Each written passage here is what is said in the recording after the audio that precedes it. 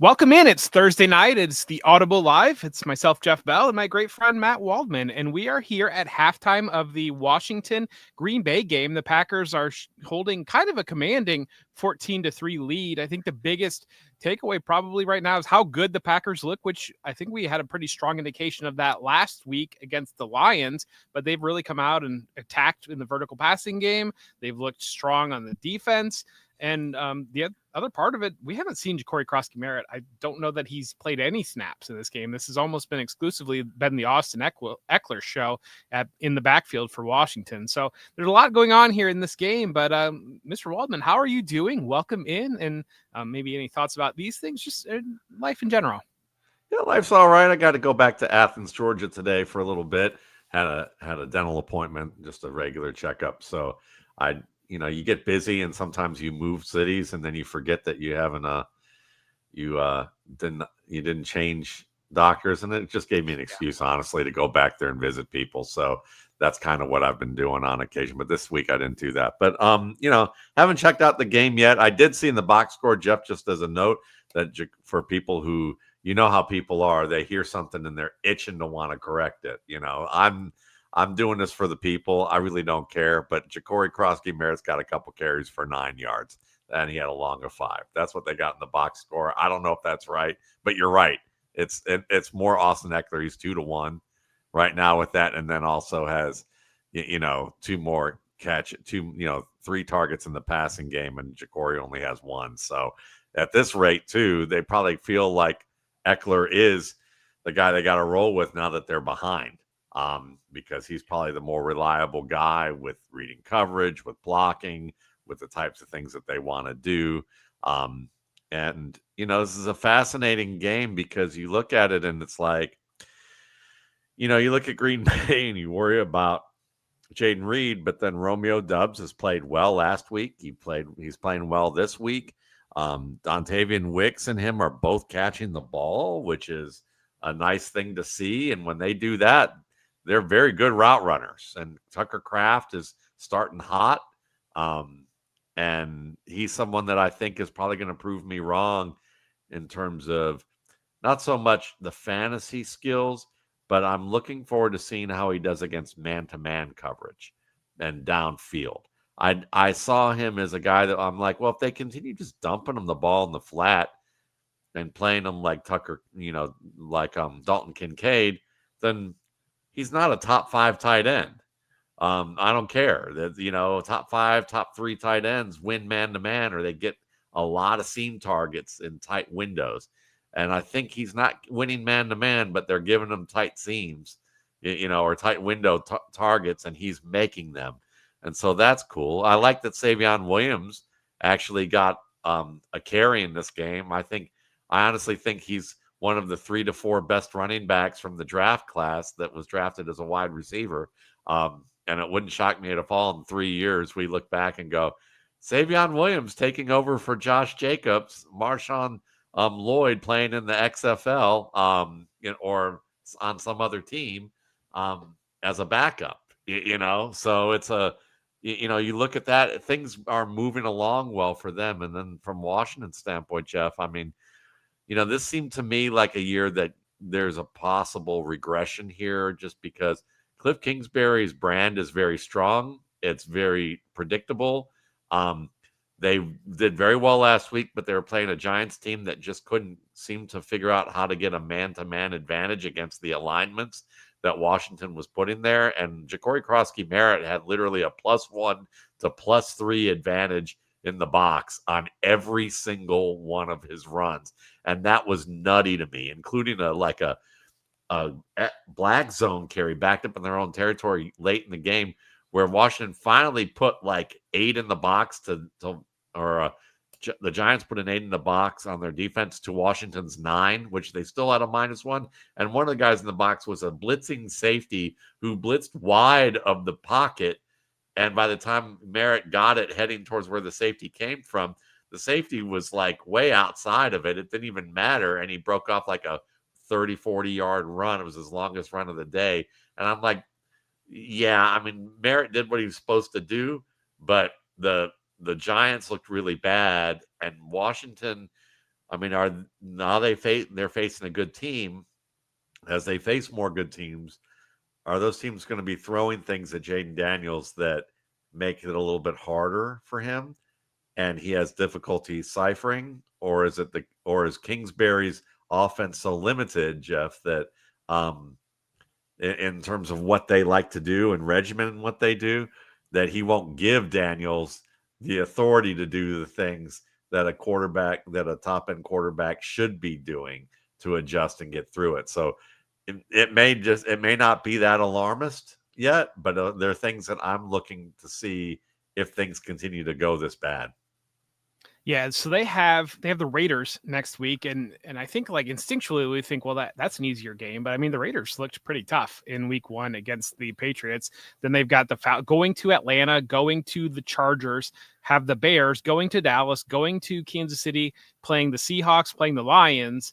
They do get the Dolphins, and then the Broncos is kind of the stretch that is coming up. They've got both Eagles games those two games are weeks 18 and 16. So they're backloaded on the Eagles when they play them. So they do have some good games coming up. And we see that sometimes where they were the 4th place team. They played the 4th place schedule. And then all of a sudden, when you flip to the 2nd place schedule or the 1st place schedule, you're playing different teams that you would be playing in some of those cross matchups, and the schedule can get a lot harder there. So, yeah, I think that I'm with you there on Washington. They really, it's so funny when you look at the way that seasons go between teams. And I flash back to, I think it was week 2 last year when the Giants when Graham Gano got hurt and the Giants couldn't kick against Washington. And I think that had they had a kicker, the Giants probably would have won that game because it ended up going to overtime and they couldn't kick the ball at all. And then the next week was when they played the Bengals in that back and forth game on Monday Night Football. And then I know they had the Hail Mary game against Chicago. And it's the type of thing where you get these games are such on a razor's edge, and you win one and you kind of get the belief, and you've got Jaden Daniels, you're believing in Jaden Daniels, and it starts to stack, it starts to roll up. I don't think there's a massive difference between teams that go like 6-11 versus 11-6. I think there's kind of those middle games and they go either way, but sometimes you just get the Kismet season where everything's going in favor. And one note on, I like your Savion Williams mention on the carry. Part of that might be because Jaden Reed came down. It was the very first drive for the Packers. He had a catch in the end zone, landed, and it looked like it was a collarbone was what happened there. He was walking to the locker room. He had his shoulder slumped, a towel over his head. So I think that there's probably a potentially serious injury for Jaden Reed that we could see him the rest of the season affected at this point, but that would open up opportunities for some of the other options here for Savion Williams to get some of those things that Jaden Reed had gotten in the past. Because Reed is a player that he came into the season with that foot injury, but he looked great in week 1 against Detroit, and then he had a touchdown catch that they called it back because of holding, and he got injured on that play. So we're going to monitor that and see what happens out of that. Yeah, I'll be interested to see how he landed, because I wonder if he was compensating for the foot so that he didn't land a certain way on the foot. It was kind of an over the shoulder catch, and he just kind of came down like on the shoulder. Okay. So it was he made the catch, he scored the touchdown, but there was a holding penalty that called it back. Well, listen, I mean, it's going to be fascinating to see how this goes with this team. Certainly they just look like that their weapons are firing pretty strong at this stage, and we haven't even seen anything from Matthew Golden really yet. Right. So if he can start to get online, this could become an even more dangerous offense. So yeah, I mean, it's early. I mean, but let's talk about some teams or players that we go, well, it's early, but here's what we think. Here's what we're thinking, where we're leaning, even though, we have the right to say, let's give it 3 or 4 weeks before we make any definitive statements. Who's someone on your list that you're watching, you go, whether it's a team or a player that you're just feeling good, or you're feeling really dour about? Yeah. So it's a team that's near and dear to both of our hearts. I've covered the Falcons training camp for 5 years now. So it's kind of one of those things that when you're plugged in covering the training camp, it's almost like your own personal Hard Knocks, where you're just paying attention literally everything that's happening within the team. And when you're 5 years in, I know a lot of the guys that are with like some of the beat writers and some of the fan sites, and I'll talk with them about some things. And really, that performance in week 1 against the Falcons, I know they didn't pull that game, or against the Buccaneers, I know they didn't pull that game out. And that is kind of one of the things they struggled with last year in that first year with Raheem Morris there. But at the same time, I think they looked a lot more competitive defensively than they have in a while. I think they invested heavily in that pass rush. Jalen Walker, James Pierce in the draft, bringing some pieces in, Leonard Floyd to be able to generate some pass rush there. The defense looked better. The defense really tied up Baker Mayfield for most of the day. Maybe that was due to the lack of Tristan Wirfs, or maybe it was just a good defense there. And then Michael Penix driving it back into the game, scoring the touchdown to be able to tie it up, bringing them back down the field. They should have won that game. And then Younghoe Koo misses that kick, and he's been really struggling for a while now. They've brought in Parker Romo and probably going to be pushing Koo off the roster in short order. But what's your takeaway for this week 1 performance from the Falcons? Yeah, I mean, listen, I was very impressed with Michael Penix, because on the surface, you look at this, you look at the performance, and when I was watching it at first, I could see how the average fan would watch this and go, the offense looked slow and tentative in terms of like getting the ball snapped and being able to just, get in and out of the, basically get the play started. And there was a lot of motion and hesitancy. And it seemed like, okay, is it time to motion? All right, is it time to stop motioning? Should we do this? There were some penalties with some illegal shifts and things like that.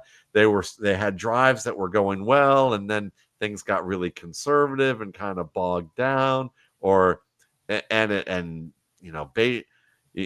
Robinson didn't really get many carries at all, and it just seemed like Atlanta was completely just like kind of stilted on offense, the way that you would expect an offense to flow.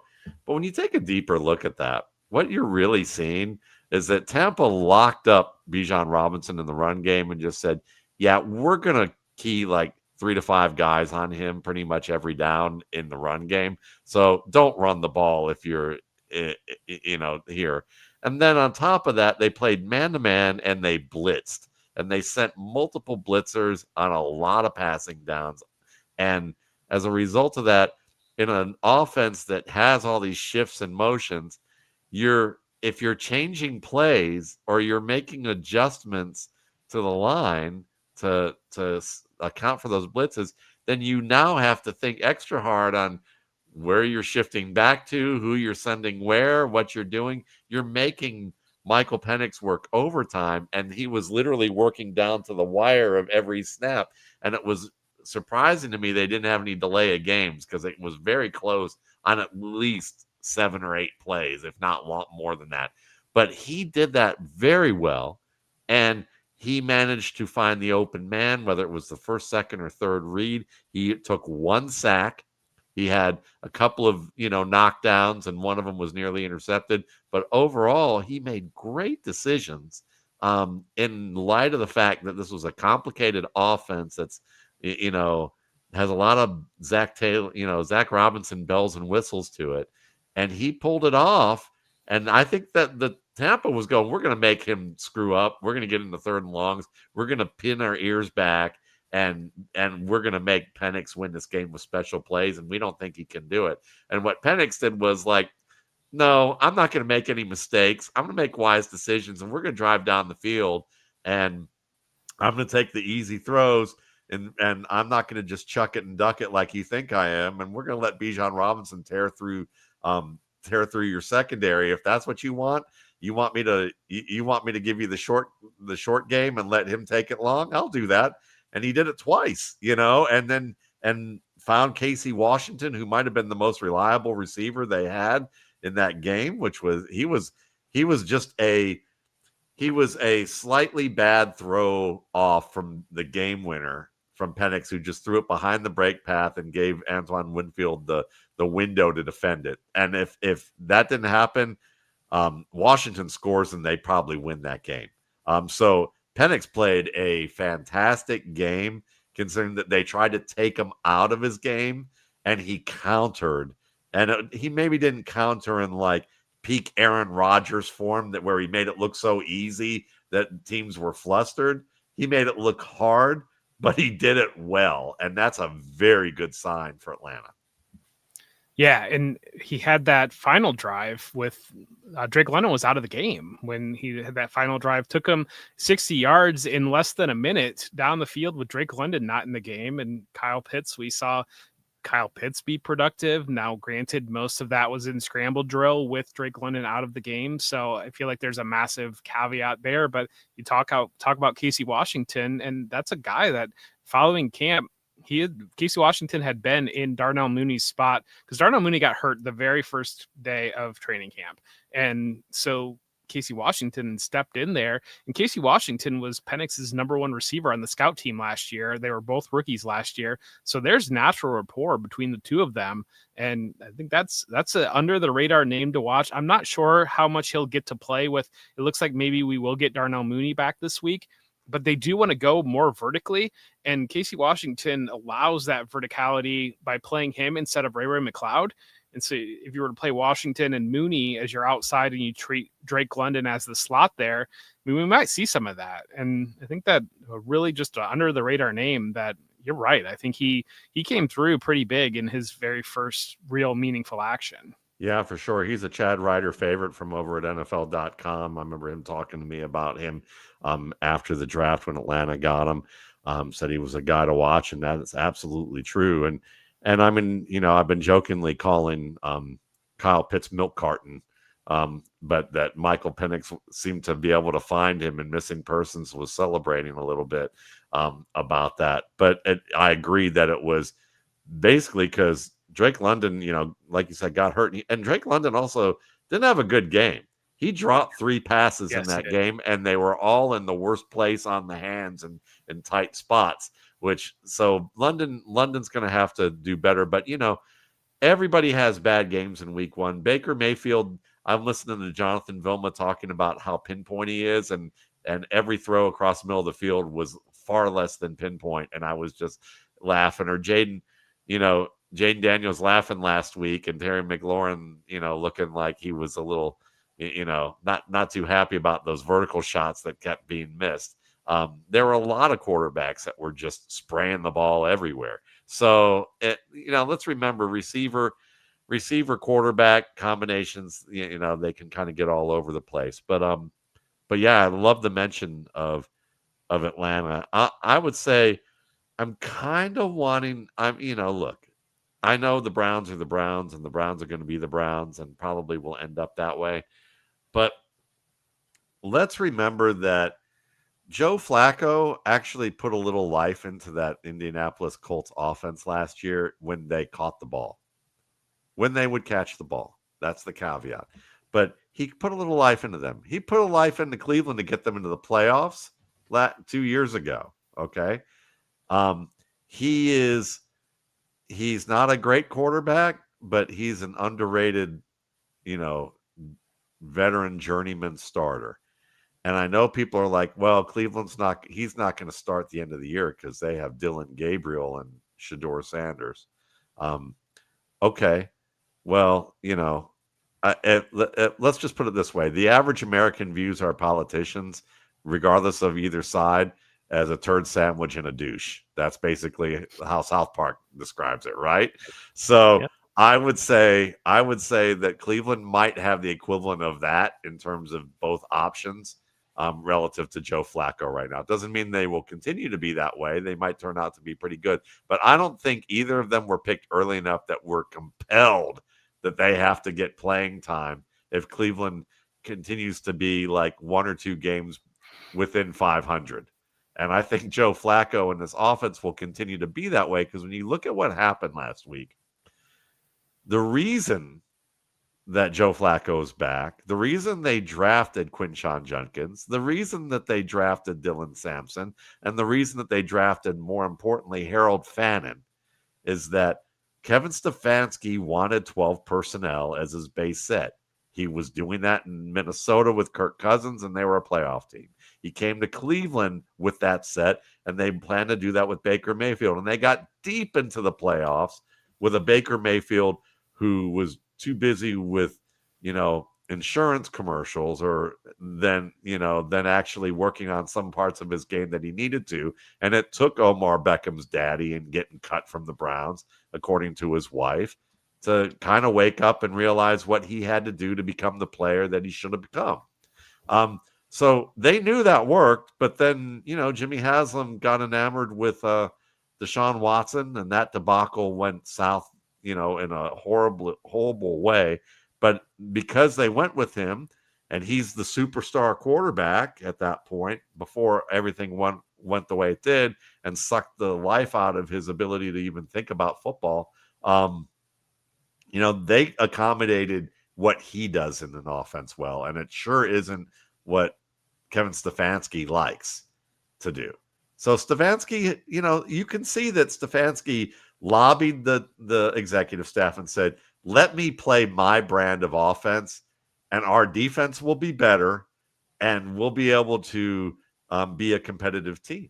And I think you saw evidence of that against Cincinnati this weekend. What the defense did to Flacco later in the game, what they did to limit the receiving game, because Cleveland can control the ball. The defense isn't on the field all the time. And Flacco's a good short game passer who can occasionally go deep in, with play action.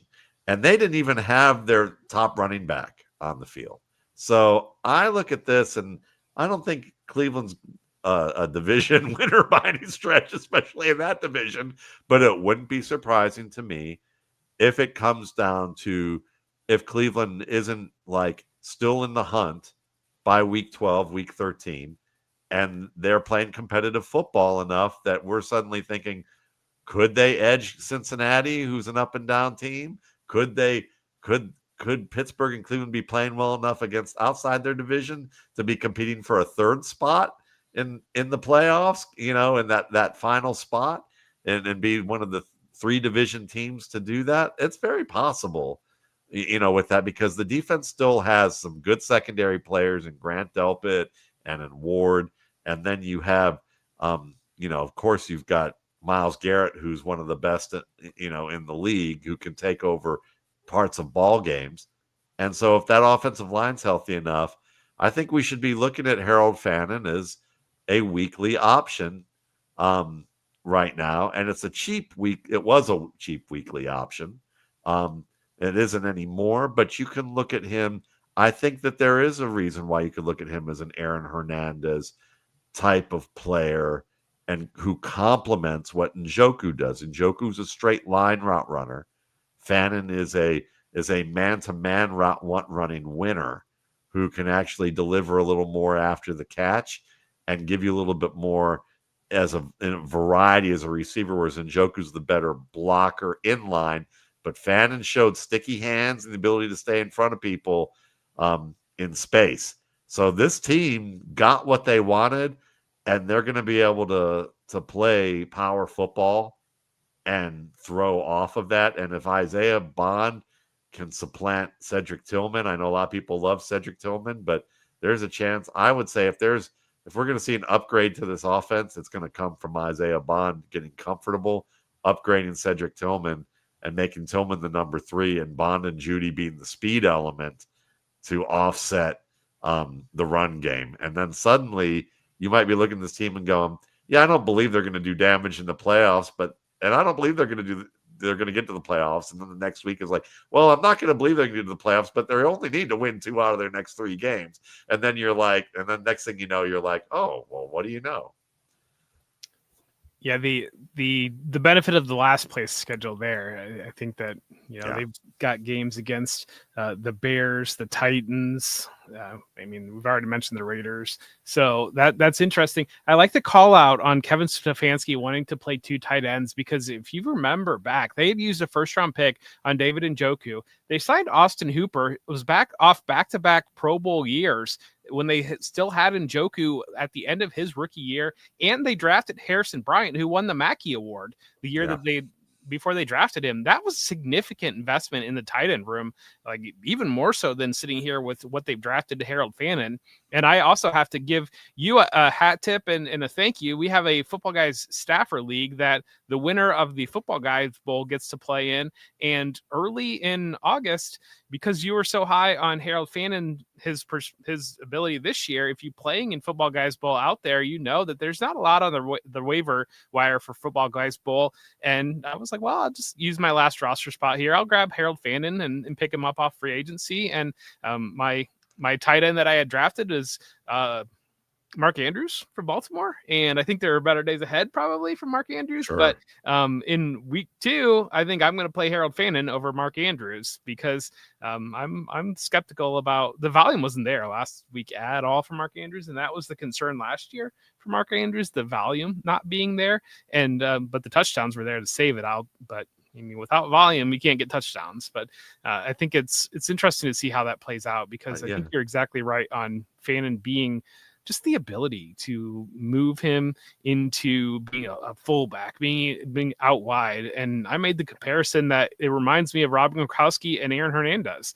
with what you can do with David Njoku and Harold Fannin. And if you're followed football when they were before Aaron Hernandez was in the news for other reasons, when he was actually just a football player, he was one of the most versatile skill position players in the NFL. He was able to incredibly line up at fullback. He was able to play slot. He was able to be an on the line tight end. And Harold Fannin, I think, has that skill set there. What we saw him at the Senior Bowl, they were playing him, they were lining him up in the backfield, and they wanted to see how he could handle an H-back role at the Senior Bowl. Yeah, Aaron Hernandez, obviously the off-field issues aside, if you just compartmentalize the football, was one of the most talented football players of the past 20 years. Yes. And so it's sad how things work out like that. Would I play Fannin in place of Bowers? No. Brock Bowers looked great. You're playing Fannin. You're playing Fannin for, like, say you have, like, for me, like I'm in the Football Guys subscriber contest. I put my money where my mouth is, and I had Colston and Fannin as like 2 of my 3 tight ends, and Luke Musgrave just as kind of a hedge, and he's got 2 for 32 right now. But like, when you were drafting guys like in the 10th and 12th round as your first tight end, that's when you're probably going to look at Fannin as kind of that hedge right now. He's that guy you add if you have little bit of doubt about how your tight end's starting off and you want that second guy. You're not putting them in place of a Musgrave or a Kittle. A Kittle Kraft. or a Kraft or a Bowers or somebody like that. Not yet, at least. But yeah, I did the same thing in our with him. So I understand where you come from.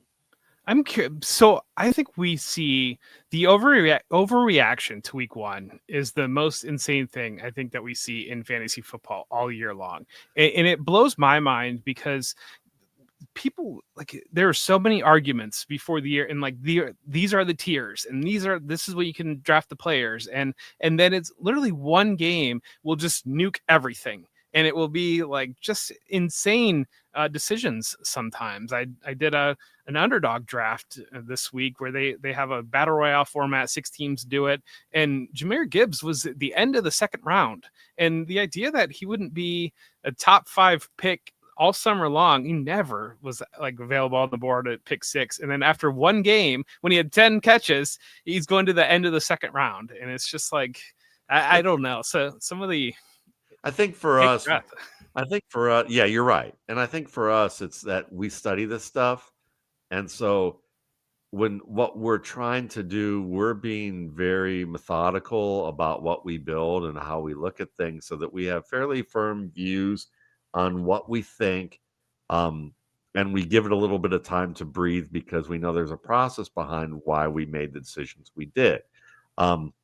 Now, there are some people who are more reactive than others within our industry, and because they are always reactive, they may tend to do well because they adjust well. They're very, they're very good about just being moldable and looking at what they do. Like, I'll put it this way. Sigmund Bloom is the quintessential example of a very good fantasy football player who I would say is a reactive thinker most of the time. And I don't mean that in a bad way. I mean that in a way that it sounds bad, but when you take the sword and you move it all the way to one edge, it's not so that he's flexible. But if you're but flexible to the bad end can be reactive.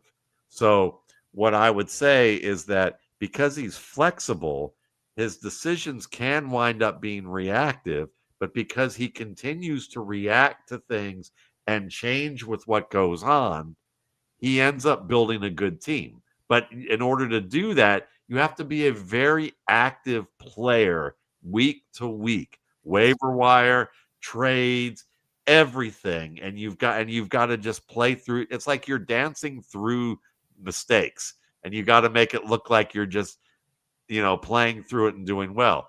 Bloom does that very well, and it's made him a very good fantasy analyst and a very good fantasy player.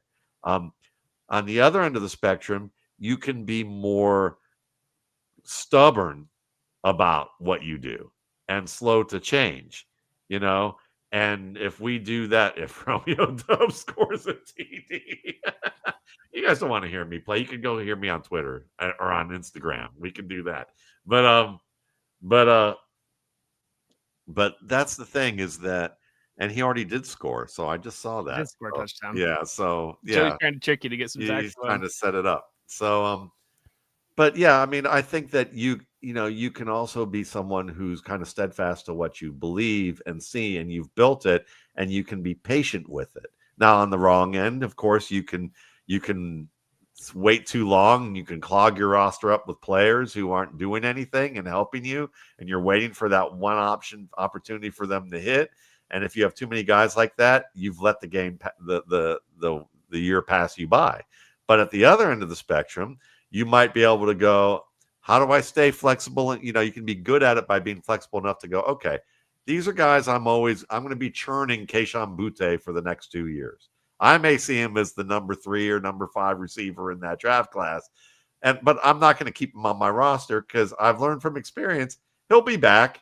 No one's taking him right now. And if they are, I'll be able to make a trade or be able to get something for him. I'll probably even be able to do something that looks crazy last week, like, I don't know, trade Stephon Diggs and Tank Bigsby for him in a second round pick in the Football Guys Dynasty League.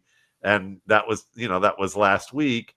And I'm sure that, it was like, I'm not going to ask any questions. I'm going to hit yes on that. I'll take Diggs and Bigsby. And this week they're looking at and going, okay, Diggs may still work out just fine. And Bigsby, if he gets, it could be great. But that's a fairer deal now than what it looked like last week.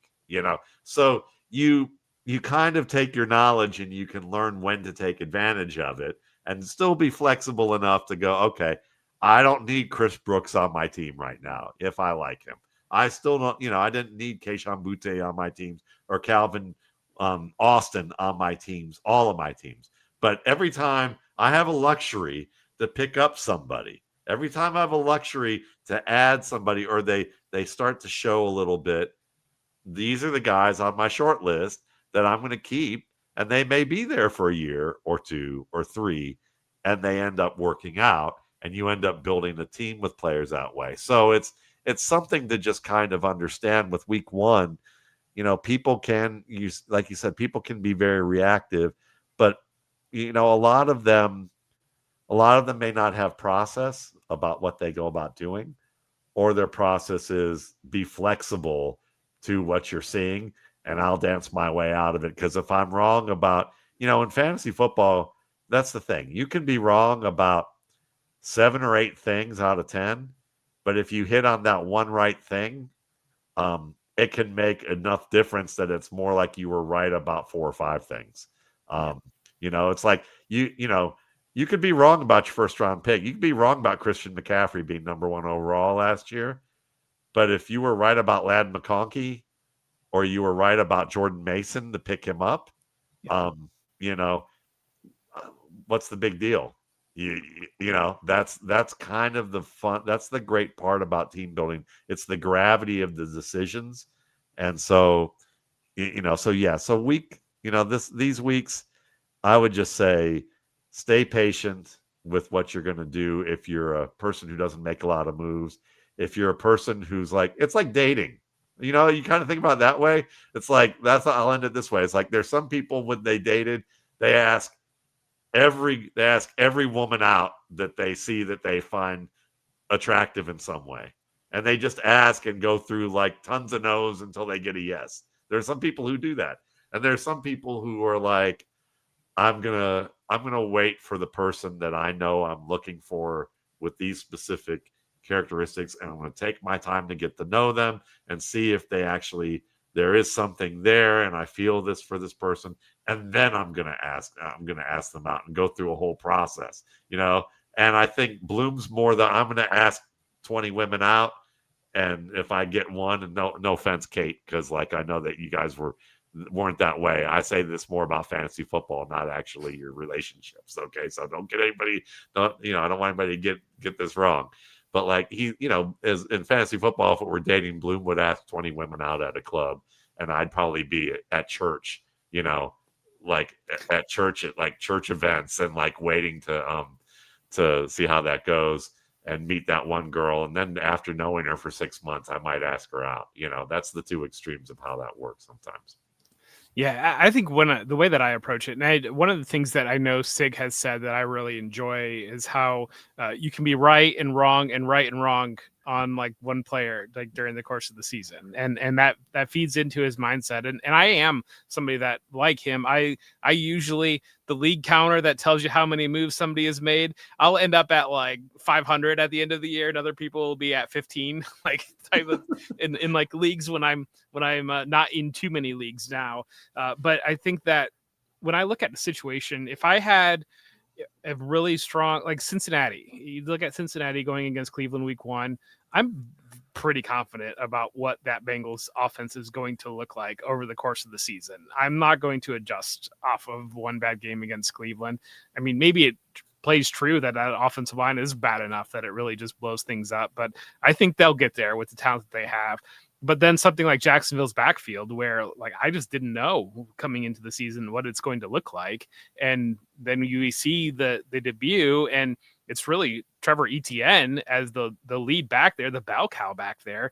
We have LeQuint Allen is the second back into the rotation before the Tank Bigsby trade, and then so we have clarity now, and so I'll adjust hard based upon that. I think that Travis Etienne is the bell cow back for the Jaguars, and I think that now that they've traded Tank Bigsby, I think Allen kind of can play some passing down, and Bashal Tootin can play some early downs and get their feet wet on those two different roles, and maybe you get to a point where Etienne moves on in free agency, and you have a quote unquote thunder and lightning, even if they're both a little bit lighter backs in type backfield approach, or maybe one of those two rookies emerges to be the complement to Travis Etienne.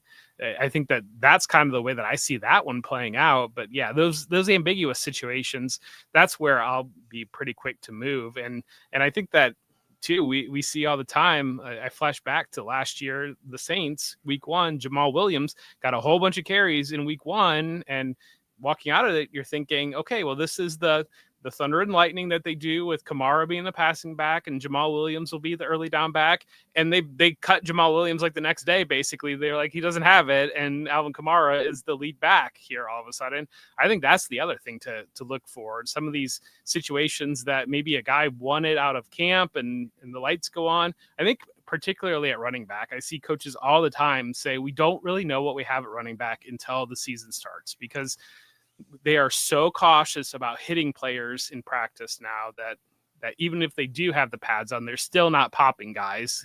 And then I think you look at the preseason. I know the Falcons didn't play a single snap in the preseason. A lot of teams do that approach. The Bengals did play some games because they didn't want to have a slow start again. And so, I mean, that's some of it. The light comes on and you think what you have in the backfield turns out to be, actually, this guy can't play. Week 2, he's out of the rotation. So might be to look for in some of these teams in their second week as well.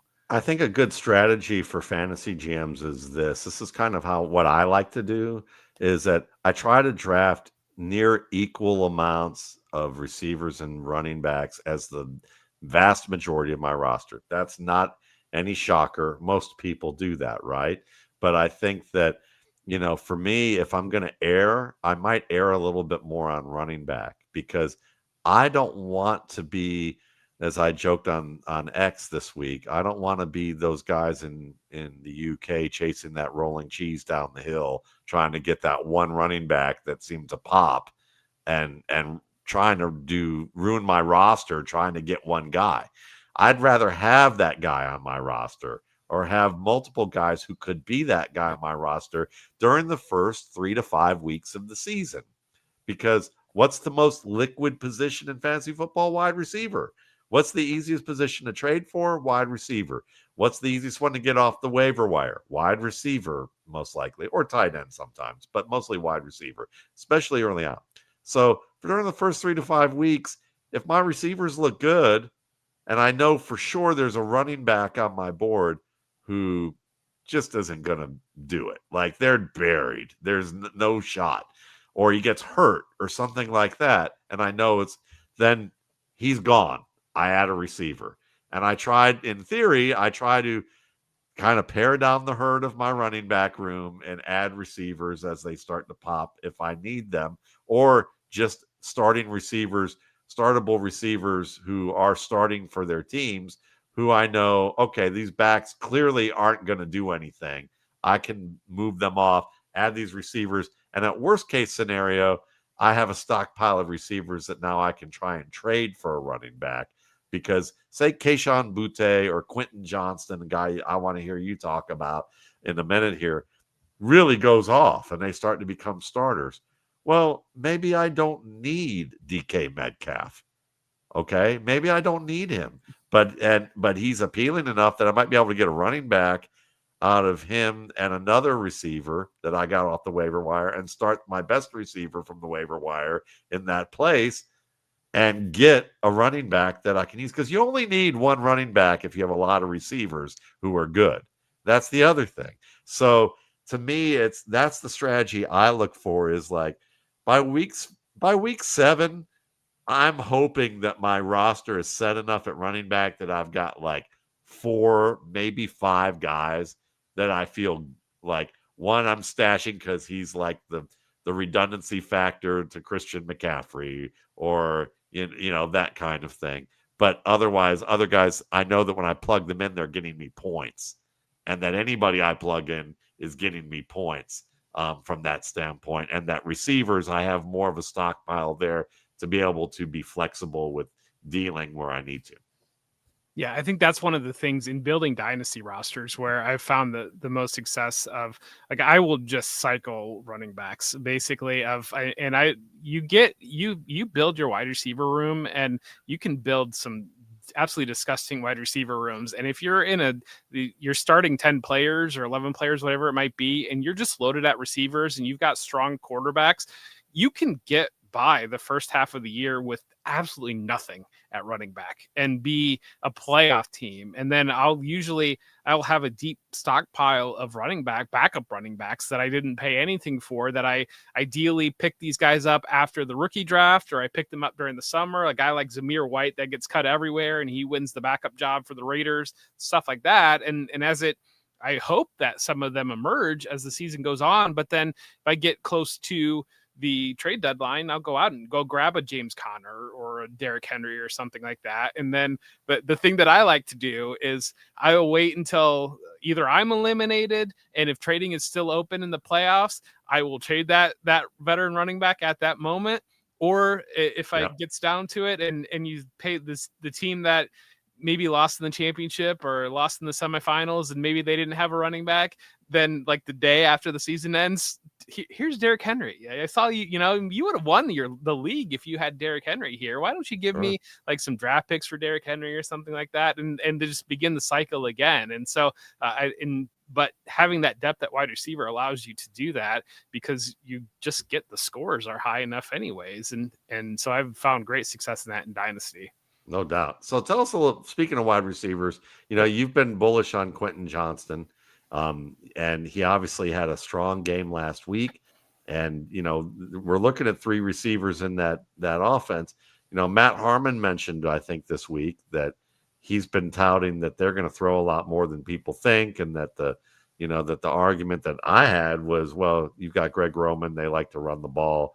And they were at something like 38% run before Roman even got there. And they moved up to 46% or 44%, somewhere around that range. And they still had a ways to go to even get 50-50. How are we really going to get three receivers on this field to do well? Well, against the Chiefs, you could argue, hey, Chiefs are a good defense. They're going to have to throw to win this. And they're going to have to keep up with Patrick Mahomes. So, of course, they were set to throw in this game. And that's why Quentin Johnson went off. But is there an argument that you have an argument that would be like, no, Quentin Johnson's here to stay this year, and he's going to surprise people. Yeah, I absolutely believe that Quentin Johnson's here to stay. So I cover 3 training camps. I cover the Falcons, I cover the Chargers, and I cover the Rams. And so I've been pretty plugged in on what's been going on with the Chargers, particularly the receiver rotation. And Johnson's been entrenched since day one in 2 wide receiver sets. It's been McConkey and Johnston.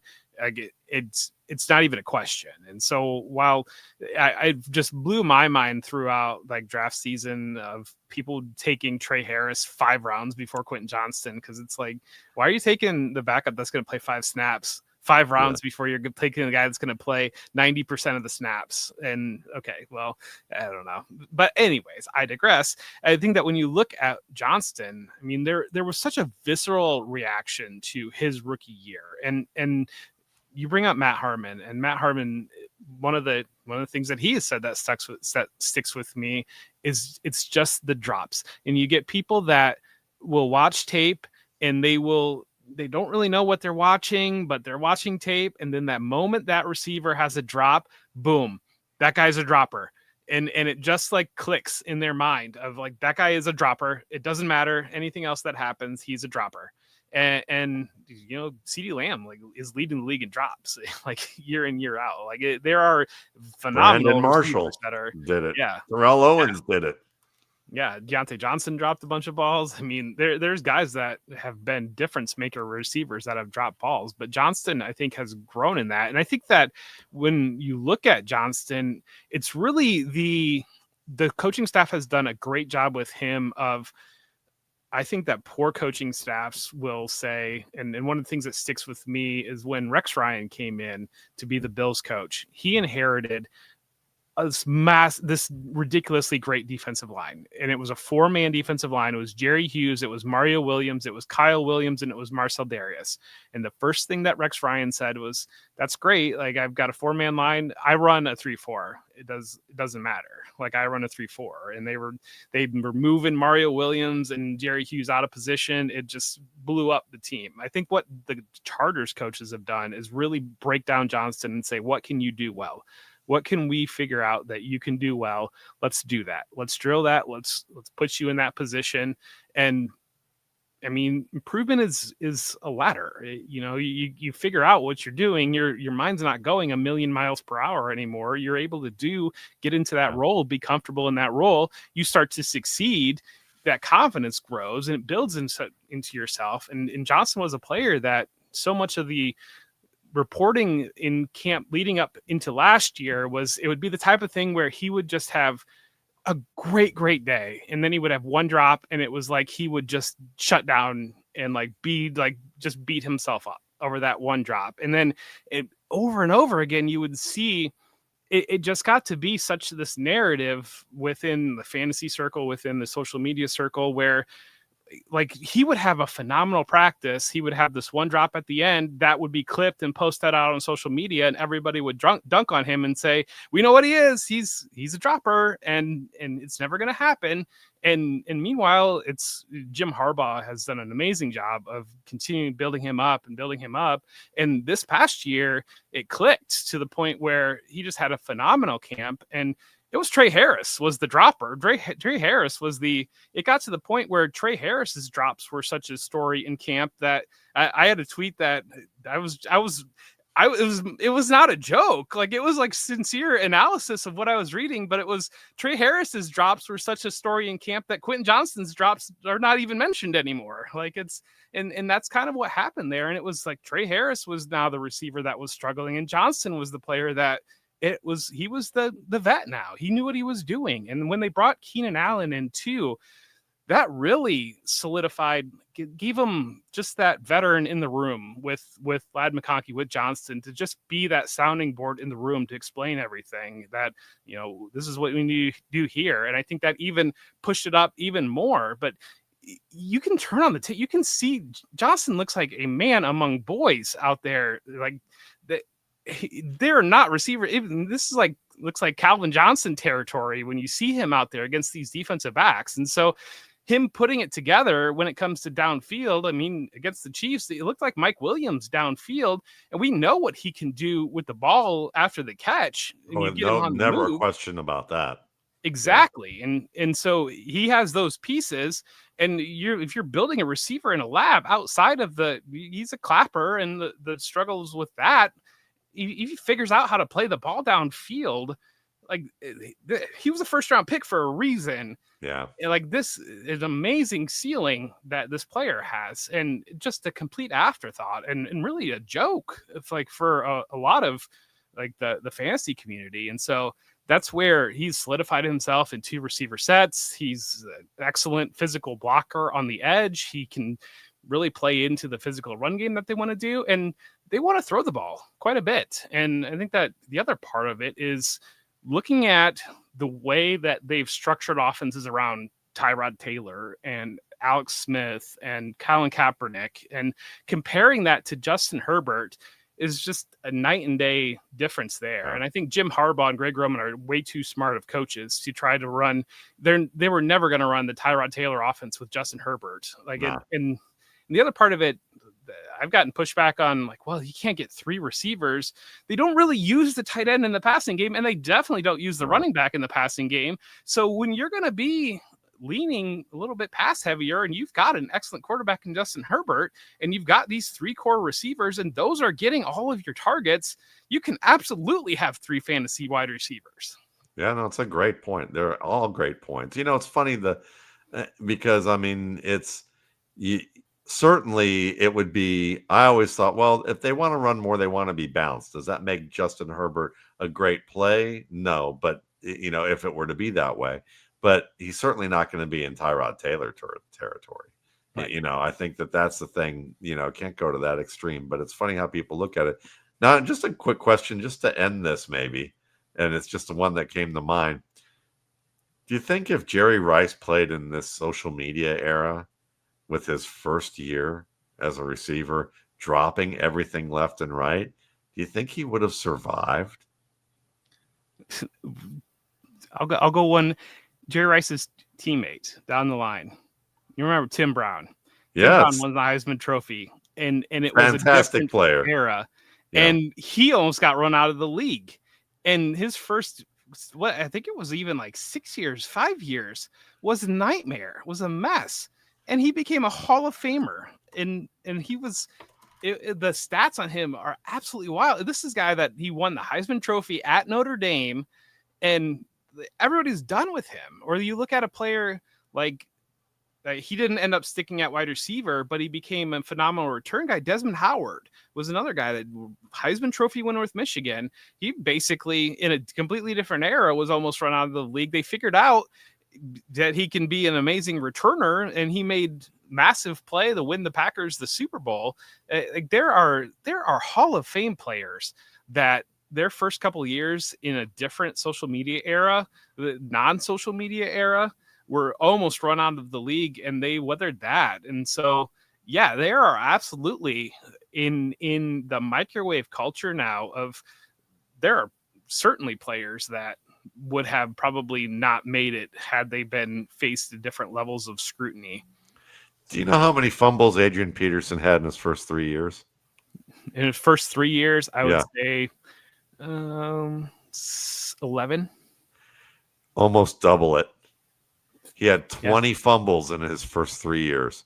20.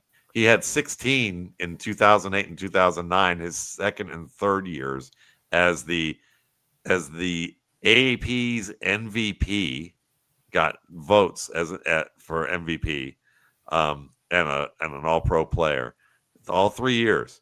But he had 16 fumbles in those 2 years, and another four in his rookie year. So again, Steve Young run out of Tampa Bay. Like he was run out of Tampa Bay, becomes Steve Young. I mean, yeah, Brett Favre was a train wreck his first year in the different media he just he age. just he just went and got drunk at the clubs here and down in Buckhead because he knew he wasn't going to play because Jerry Glanville used him as a circus act. Meanwhile, one of my closest friends growing up, who we used to have Oklahoma drills in our apartment basement, in the six or the nine apartments in the one building, and we'd be down in the basement, literally, like, lucky we didn't get evicted for destroying things, having Oklahoma drills at 10, 11 years old. But like, I remember him, like, we got back from college, he went to Alabama, and he was like, we're watching a preseason game, and he's literally like, the whole first half, he's like, wait till you see Brett Favre. And he's like telling me about Brett Favre and how Brett Favre in the Alabama game and how he nearly beat them with, partial intestine and coming back from just weeks off of wrecking his car. And he was just like in awe of this guy. And I thought of my friend Trey, and then I saw Favre a couple of years later in Green Bay, and I was like, wasn't Trey right about that? But like, he should have been the guy scouting football. But yeah, it was hilarious because he was just, you see how these stories go. So yeah, there's certainly room for that. I'm always leery of pass catchers who clap, but um, but certainly if they can find a use for him, and I feel like they do, and they create opportunities for him that he does well, and they scheme things open that where he doesn't have to do special things, but because the teams have to worry about the other two guys, he gives them some gimmies too. And that helps with confidence when the hard stuff does come, because he's going to have to make some of the hard plays too. So I agree that he's definitely a guy you got to watch, if not add. Yeah, and it just, the way that the social media reacts to him, it just blows my mind, because he had an amazing game on an Island game on Friday night. Like everything showed up, and still there was one play in the end zone on a corner route where I think the DB got there early and raked down on his arm, held his one arm down, and he couldn't bring it in. And all I heard was, see Quentin Johnston still dropping the ball, and it was like, for him to catch that ball, playing through PI that wasn't called, would have been one of the three best catches that you would have seen, like, in the month of September. So the idea that he can have this massive game with multiple touchdowns and just look like the physicality shows up, and him making plays on the ball downfield, and you're still going to walk away and say, yeah, but I mean, he didn't catch the third touchdown. Well, that's like, come on, like, what are you doing? That's how I am with early reactions to things like running backs. I go, he just doesn't show the burst. He just doesn't look like he's fast enough to play in the league. I remember hearing that years ago about David Montgomery on a Thursday night game while we're talking about it and going, oh, he's not quick enough, and then now look at him, now look at what you have. I mean, that's the same thing with James Conner. Oh, not fast enough. James Conner isn't quick enough. Benny Snell, I've been talking about that a lot over the offseason, but it just always makes me laugh because it's like, no, these are, not every player has to look like, who would be a good example? Tyreek Hill, shot out of a cannon. That's what people expect because they need the obvious. It's easy to see the obvious, but the subtle is the harder thing, and they make conclusions about the subtleties of the game, and it's always going to be that way. Yeah. Well, and what did we see Monday night? The reaction was the people couldn't believe how fast Caleb Williams looked, and Alfredo, our friend Alfredo at Football Guys, had a tweet, and he couldn't believe how fast Caleb Williams looked. And my reply was, well, yeah, he looks a lot faster because he knows where he wants to go now. It's or Dave Kluge gave a great tweet showing how that was probably an accurate throw to DJ Moore, and everybody railed on him about it. And then Ryan Fitzpatrick goes on and goes, well, DJ Moore is like, drives me crazy as a route runner in this particular play because he switched up his route and then raised his hand. And then it's like, and Williams is having to change his throw midway through the throw to try and make it accurate. And that fit my narrative that I heard from someone close to Williams who was like, that the problem they were having last year with DJ Moore is that he was like a box of chocolates as a route runner. And DJ Moore kind of railed against that to Matt Harmon on his show. But you got Ryan Fitzpatrick going, look at him changing up a route here. When receivers do this, it drives me crazy, you know? And my podcast partner, Brandon Angelo, was like, I've watched enough of his game to know that he's changing routes in the middle of this or doing things that aren't predictable. And maybe it was he was playing out of position. But, again, DJ Moore is honestly a better version of Debo Samuel. And Debo Samuel's not a great man-to-man route runner and not, he's okay. But what he does best is certain schemed up plays, and running zone routes to a degree. And Moore's just a better version of that. And I really, so much of it, I call it the curse of expectations.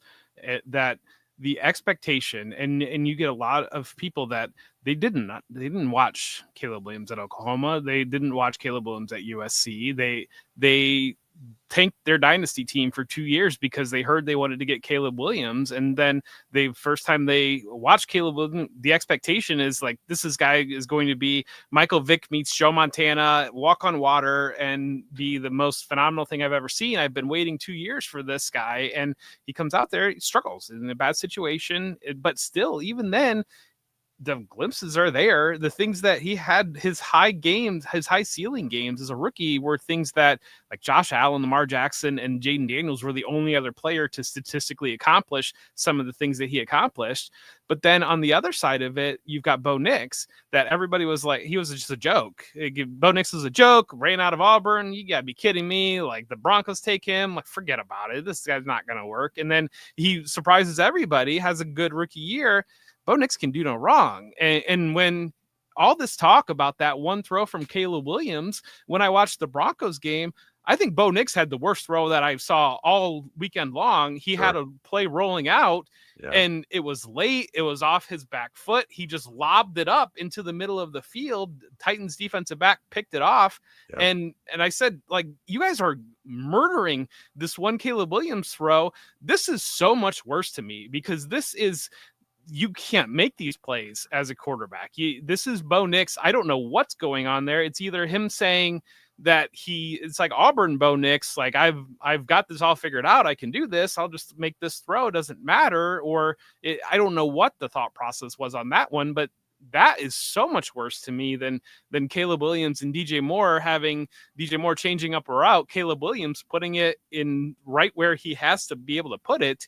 And I don't know. It's all just the expectations are on the two of them. It is. And it's like it's investing. Like most people are not great investors. And that's why professionals do the work for them. Because when you tell people, here's where you want to invest, and then the market starts to go south, and people go, you got to dump this. You got to dump this. I got to get out of this. And you're like, no, you got to buy into it. You got to keep buying into it because it's going to go back up and it's going to go higher than where it was before. And people are like freaking out, not realizing that this is how the game's played and this is how it works.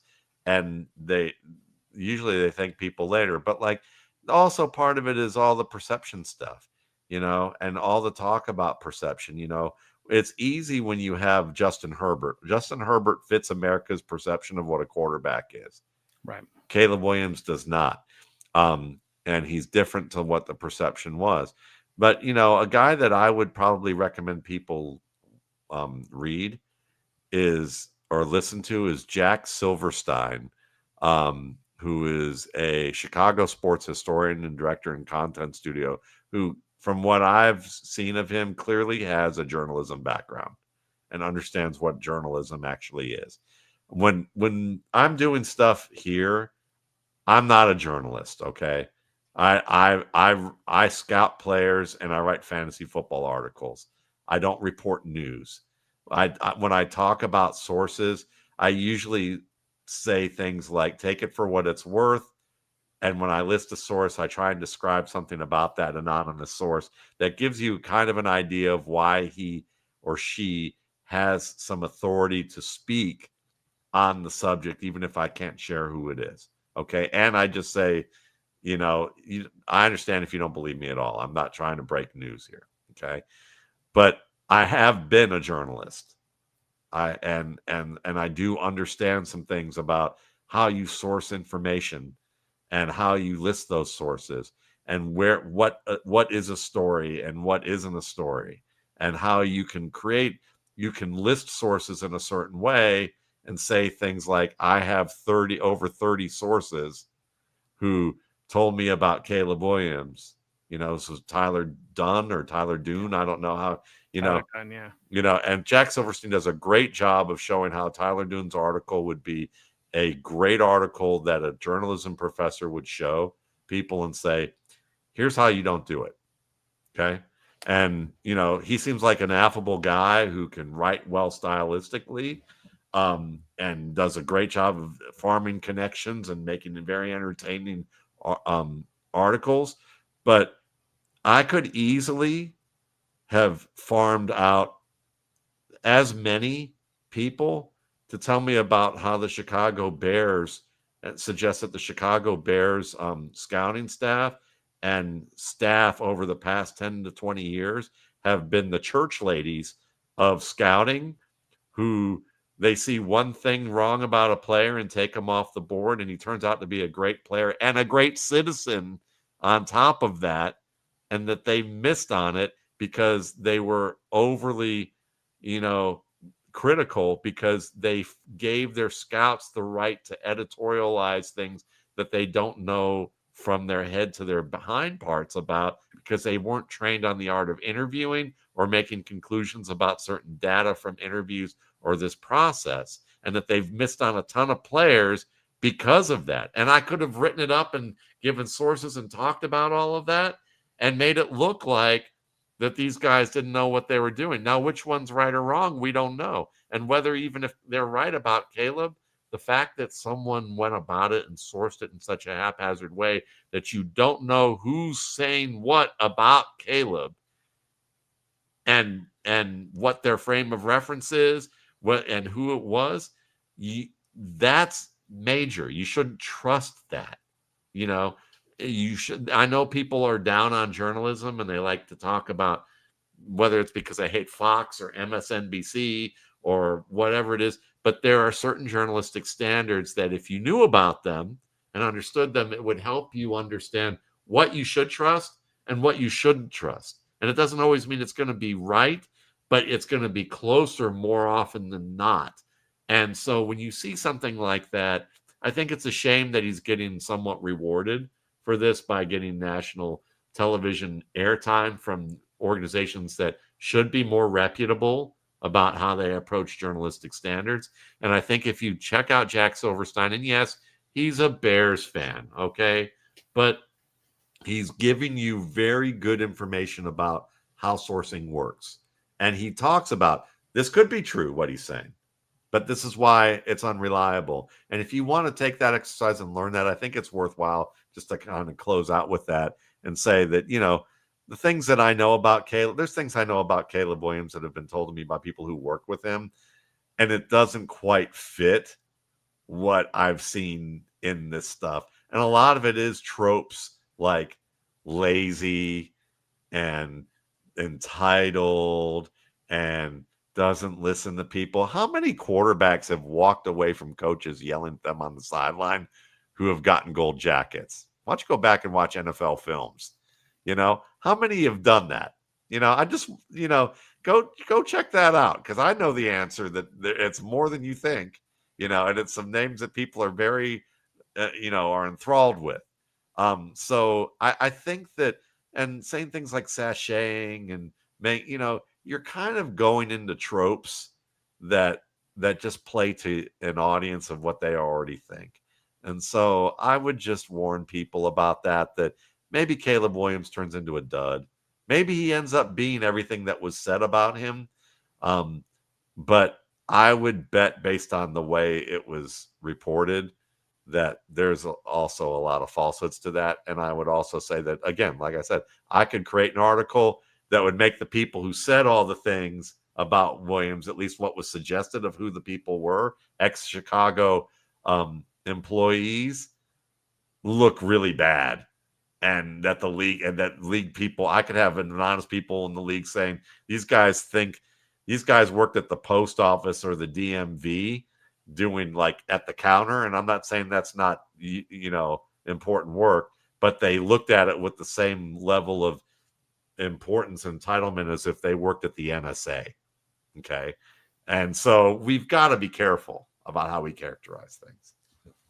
There's a quarterback, started his career in Oklahoma, went to Southern California, got absolutely annihilated when he went into the NFL. There were lots of questions about his personality, about how soft he was, how every question imaginable. If you have not watched the Netflix documentary on the Cowboys, and if you're not old enough to remember the Cowboys, gosh, the parallels between Troy Aikman and Caleb Williams are very interesting. If you were to go, and now Troy Aikman is top 5 face of the NFL. I mean, he's like on the A team of the NFL broadcast team, like Hall of Fame quarterback, one of the most recognizable people in NFL history. And there's a lot of similarities between and Troy Aikman got into it with some coaches, and there were some stories that came out about Troy Aikman that probably weren't very fair, but that documentary does a pretty good job of capturing some of the things that Aikman had to deal with early in his career. It's a great point. And I mean, there's a guy who's literally had his figure and image hung in effigy from the stands because the fans hated him so much as a mistake-ridden country bumpkin of a player from Louisiana who now has spent a lot of time on Fox berating young quarterbacks who've turned into Hall of Famers after him and his 4 Super Bowl rings, and Terry Bradshaw, a fantastic quarterback, but like was completely, I mean, he was eviscerated, and in today's era, he might never have gotten to have the career that he did as a result of that. So yeah, it's, that's the thing. It's just a lot of this stuff is just a lot of this stuff. I've said today, social media is a magnifying glass. Don't put it out in the sun and train it on something for too long. You might just, and you're distorting everything that you look at it through a magnifying glass. So just keep that in mind. You're going to see a lot of details, but you're going to blow it out of proportion. So yeah. Well, I can't do it better myself, but we are at the very end of this Thursday night game. We're going to let the people get out of here. Enjoy the end of this game. Packers just scored a touchdown, go back up by 2 scores, but we got Jaden Daniels going down the field potentially here. Get you some fantasy points and have a great weekend. Good luck to everybody. We appreciate all of you. Thank you.